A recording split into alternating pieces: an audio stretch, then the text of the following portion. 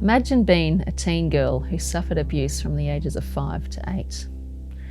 Or having your father walk out on your family at the age of 13. Or just finding out that your boyfriend was cheating on you with your best friend. For the past 18 years here in Toowoomba, we've run over 61 camps for teenage girls. So many of these girls come from abused and broken families. Part of the program is to bring in a grandfather to apologise. He stands up and stands in the gap for all the men who've caused pain and hurt in these girls' lives. Even before he finishes his apology, weeping begins to cover the room.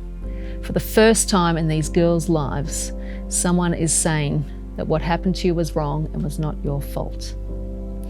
The grandfather leaves and we're left there with a room full of crying girls. Our leaders begin to move among them and sit with them and just hear their stories. We listen. We weep with them. We hand out hundreds of tissues. We don't counsel. We don't give advice. We just listen. Love will always listen to the laments. This reminds me of another woman in the Bible and a group of people who listened to her story.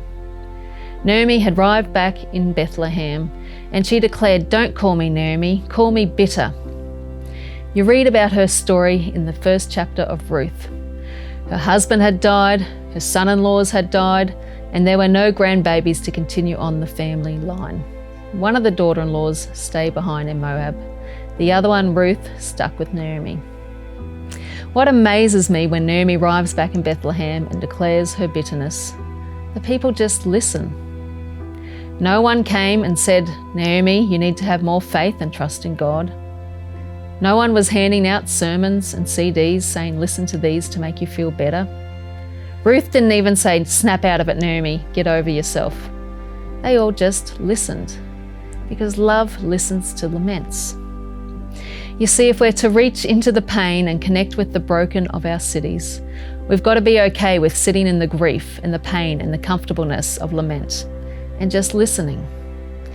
And so to be a disruptive woman, it means that we need to listen to the laments and cries of our city.